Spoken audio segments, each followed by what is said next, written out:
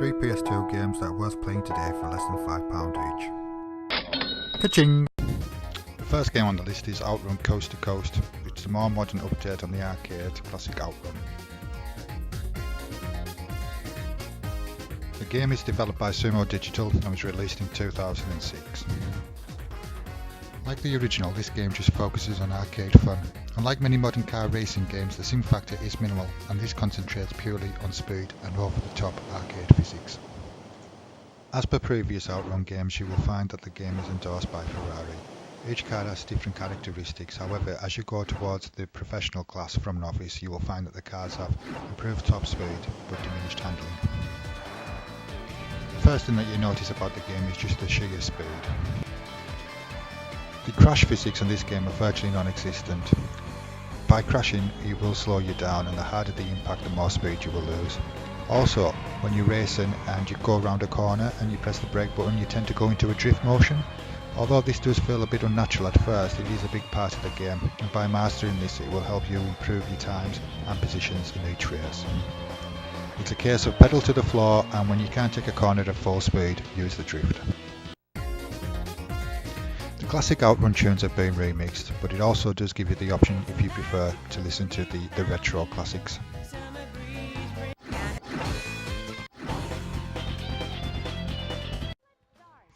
The missions involved in the game vary from racing rivals, where you have to finish in the top positions, and thrilling your lady friend passenger by completing the execution of driving manoeuvres at their request. The manoeuvres expected from you can range from drifting and collecting hearts that way, or you can be avoiding ghosts and UFOs, driving in a racing line, crashing into cars or passing cars, and the list goes on. It is easy to get absorbed by this game with its smooth frame rate and graphics that make you feel like you are on holiday. Although it is a game that does tend to get the adrenaline flowing, there is also something relaxing about this game, and it is almost zen-like when you are in the zone. If you like the original Outrun and other checkpoint races, then this is a must-have. The fact that this game can be picked up so cheap, I think it's a must-have for any library. If you've only got a little time to kill, then this is a great game just to put in, sit back and just race away.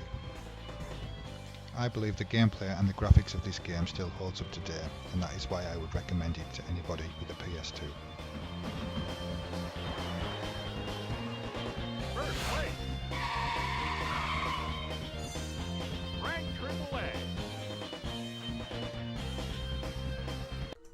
The next game on the list is Beyond Good and Evil, which was released in 2003 and published by Ubisoft. The story follows a journalist who is all about the green. She has green eyes, green clothes, and her name is Jade. Jade is a journalist who works with the resistance movement to reveal a planet-wide conspiracy.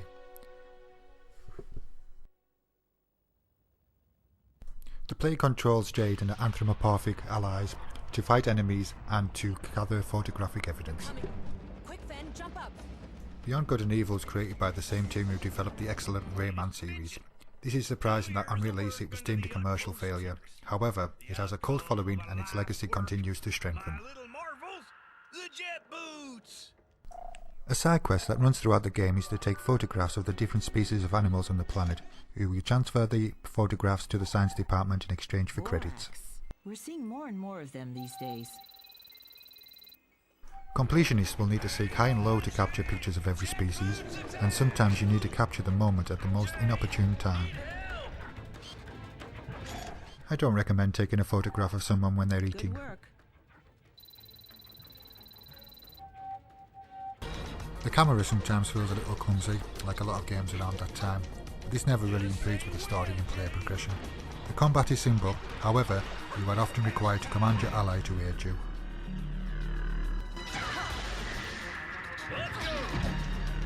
Although the game isn't really what you would class a sandbox adventure, it is a very open world game and you do get to travel about in lots of different locations. The way that you get about on this war-torn planet is through your trusty hovercraft. By using the hovercraft's compass you can navigate through the planet. It is also armed, so you can also take down anyone in your way. The hovercraft can also be used to enter races, track pearls, and also to take down any mother licker who tries to nick your loot.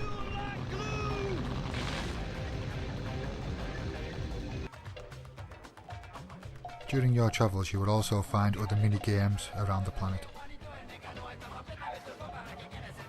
The game also features some great music from artists around the world. The music complements the planet of Hillies very well. Although there is lots of things to do in the game, the main draw is the story and the excellent characters. Like who's actually telling the truth and all that. Although the game didn't sell well initially, the amount of fans of the game is growing. There have been rumours for a sequel for a long time. I'm not sure when or if this will happen, but anyone who hasn't played this game and owns a PS2 needs to give this game a go. It is also available on the GameCube and original Xbox, which tend to be more expensive, but the PS2 version can be bought for less than a fiver. With an apple in my mouth, if it wasn't for you. Shut up. You're making me hungry. I'm gonna regret saving you. 13 is another game by Ubisoft, and it is a first-person shooter. It was also released in 2003. You take control of the protagonist, Jason Fly, aka Agent 13. I believe this is based on a 1980s Belgian graphic novel, also called 13.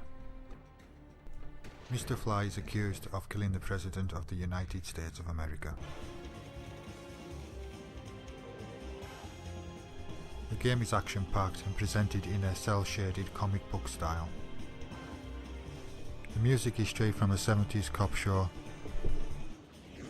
and by Jove is it funky!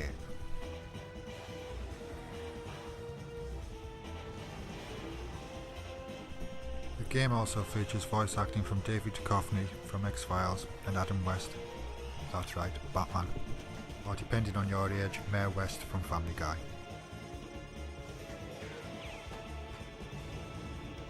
So although the main character is accused of killing the President of the United States, he can't remember a thing. Yes, it's that old plot line again, he's got amnesia. Seeing me again doesn't do anything for you, does it? I can't believe it. You really have lost your memory. Who are you? A lot of the game requires you just to go in with all guns blazing, but there are also stealth elements. Agent 13 also gets to use a variety of weapons and gadgets to uncover the mystery of his identity. Overall in this game there are 13 chapters and 54 missions. The comic book style is a novel twist, and I think this helps prevent the game from looking too dated. Like any FPS, there is satisfaction in lining up the perfect headshot, but sneaking up on an enemy is also satisfying. Added that you don't feel like a killer. How touching. But the law doesn't operate on feelings, now does it? This is an old school shooter where you can look around for med packs to regain health. You can also find armour and helmets and things like that to help you become a bullet sponge. If you're after a bit of sniper rifle action, then you can have that in comic book style also. As you progress through the story, you will reveal flashbacks and meet up with characters to help piece together Agent 13's past. Overall, this is an enjoyable game that you can buy for very cheap, and I would recommend it for anybody who hasn't played this on the PS2. So there you go, 3 games for the PS2, which all 3 you should be able to buy for less than £10. You can't really go wrong with that. Thanks for watching.